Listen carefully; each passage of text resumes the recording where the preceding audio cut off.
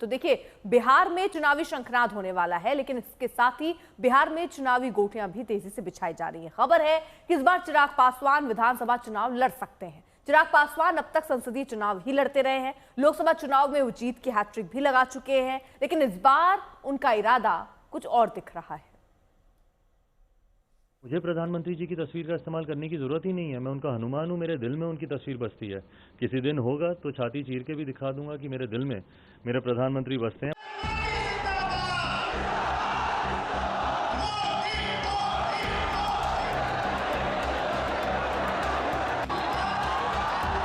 खुद को मोदी का हनुमान बताने वाले चिराग पासवान अब बिहार की राजनीति में नई पारी खेलने की तैयारी में दिख रहे हैं। लोकसभा की पिच छोड़कर वो विधानसभा की पिच पर उतरने का इरादा कर चुके हैं। 29 मई को एलजेपी रामविलास की बैठक में बकायदा प्रस्ताव पारित हुआ और ये तय हुआ कि चिराग विधानसभा चुनाव लड़ेंगे। चिराग पासवान जी ने हर वक्त कहा है, हर बार कहा है, हर मंच से कहा है कि बिहार उनकी राजनीति का केंद्र है और बिहारियों के विकास के लिए वो कृत संकल्पित हैं।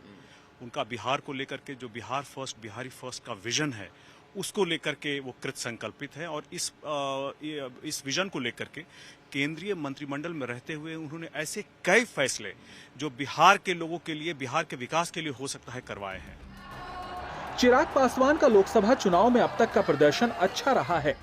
वो 2014 के लोकसभा चुनाव में जमुई से 85,947 वोट से जीते। 2019 के लोकसभा चुनाव में दोबारा जमुई से 2,41,049 वोट से जीते और 2024 के लोकसभा चुनाव में हाजीपुर से 1,70,105 वोट के अंतर से जीते। इसलिए अब सवाल ये उठ रहा है कि लोकसभा चुनाव में जीत की हैट्रिक लगाने के बावजूद चिराग पासवान विधानसभा चुनाव क्यों लड़ना चाहते हैं? क्या ये उनका अपना फैसला है या उनकी पीठ पर बीजेपी का हाथ है? एनडीए में अभी से ही सिर फुटबॉल शुरू हो गया है। अब कई मुख्यमंत्री के दावेदार हो गए हैं। श्री चिराग पासवान जी की पार्टी एलजेपी कह रही है कि श्री चिराग पासवान जी मुख्यमंत्री का चेहरा होंगे। आदरणीय नीतीश कुमार जी और बीजेपी मिलकर श्री चिराग पासवान जी की पार्टी की उपेक्षा कर रही है। अभी जैसे जैसे चुनाव सामने आएंगे, अभी और सिर फुटबॉल होगा, बवंडर होगा एनडीए में। सबको पता है एनडीए की नाव डूबेगी। बिहार तैयार है तेजस्वी सरकार बनाने के लिए। चिराग पासवान जी ने खुले मंचों से कहा है कि बिहार में सीएम पद की कोई वैकेंसी नहीं है और एनडीए का पूरा कुनबा, उनकी पार्टी नीतीश जी के मजबूत नेतृत्व में चुनाव लड़ेगी। अब कुछ पॉलिटिकल पंडित अपने हिसाब से अलग नैरेटिव गढ़ रहे हैं, लेकिन जहां नीतीश जी का नेतृत्व हो वहां सारे इक्वेशन फेल हो जाते हैं। जहां तक एनडीए का सवाल है तो नीतीश के सीएम उम्मीदवार को लेकर फिलहाल सहमति दिख रही है। बीजेपी के नेता भी अपने बयानों में नीतीश का नाम दोहराते रहे हैं, लेकिन अब चिराग के विधानसभा चुनाव लड़ने की तैयारी के साथ कई और कयास भी कदम ताल करने लगे हैं। कई और संभावनाओं के चिराग भी जलने शुरू हो गए हैं। दिल्ली में राहुल गौतम के साथ शशि भूषण, पटना, आज तक।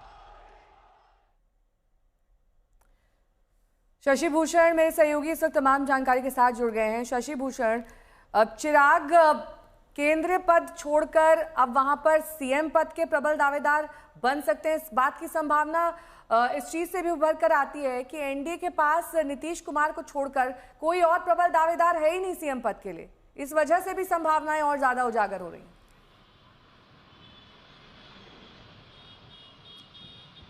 देखिए, बीजेपी तो ये मानती है नेहा कि नीतीश कुमार ही सीएम के दावेदार हैं, सीएम के कैंडिडेट हैं और वही मुख्यमंत्री अभी हैं और आगे भी जब एनडीए चुनाव जीतेगी तो वही मुख्यमंत्री बनेंगे। लेकिन चिराग पासवान की पार्टी कुछ और सोच रही है। लोक जनशक्ति पार्टी रामविलास के राज्य कार्यकारिणी की तरफ से एक प्रस्ताव बाजाप्ता दिया गया है केंद्रीय कमेटी को कि चिराग पासवान जो हैं वो विधानसभा का चुनाव लड़े। खुद चिराग पासवान ये कह चुके हैं कि वो बिहार में वापसी करना चाहते हैं, बिहार की सेवा करना चाहते हैं, बिहार फर्स्ट, बिहारी फर्स्ट को लेकर के उनका जो विज़न है उस विज़न के ऊपर काम करना चाहते हैं। लेकिन अगर नीतीश कुमार बिहार के सीएम कैंडिडेट होंगे आगे भी एनडीए के, तो वैसे में चिराग पासवान कैसे मुख्यमंत्री के दावेदार होंगे, ये बात किसी को समझ में नहीं आ रही है। चर्चा ये भी है कि चिराग पासवान की पार्टी जो स्टैंड ले रही है वो कहीं ना कहीं एनडीए के अंदर सीट बंटवारे को लेकर के एक प्रेशर टैक्ट हो सकता है एलजेपीआर की तरफ से कि चिराग पासवान के नाम को अगर आगे बढ़ाया जाए, जेडीयू अगर दबाव में आए तो बीजेपी पर भी प्रेशर बनेगा और उन परिस्थितियों में वो ज़्यादा से ज़्यादा सीटें हासिल कर सकते हैं। लेकिन ये सारी चीज़ें, इन सवालों का जवाब भविष्य में छिपा है। लेकिन एक बात ज़रूर है कि चर्चा ज़रूर गर्म है चिराग पासवान के विधानसभा चुनाव लड़ने को लेकर के। चिराग केंद्रीय कैबिनेट से बाहर आकर अगर बिहार की राजनीति करते हैं तो ये देखना भी बेहद दिलचस्प होगा। जी, लेकिन ये संकेत आखिरकार क्या कहते हैं शशि भूषण? क्या माने हम कि चिराग पासवान एक दांव के तौर पर इस्तेमाल हो सकते हैं, किसी और का हाथ उनके पीठ पर हो सकता है? देखिए, फिलहाल ऐसा नहीं लगता है कि चिराग पासवान 2020 के तर्ज पे कोई चौंकाने वाला फैसला करेंगे विधानसभा चुनाव को लेकर के। हमें याद है कि 2020 में वो किस तरह से एक तरह से हनुमान की छवि उन्होंने बनाई, बीजेपी के हनुमान, प्रधानमंत्री नरेंद्र मोदी के हनुमान के तौर पे। लेकिन जो बागी कैंडिडेट खड़े हुए, मतलब चिराग पासवान की तरफ से जो उनकी पार्टी की तरफ से कैंडिडेट लोक जनशक्ति पार्टी उस वक्त थी, और उनकी तरफ से जो उम्मीदवार दिए गए बिहार भर में, वो जेडीयू के उम्मीदवारों के खिलाफ दिए गए। और इसका नतीजा ये रहा कि जनता दल यूनाइटेड 43-44 सीटों पे आके निपट गई थी, उसकी स्थिति बेहद पतली हो गई थी।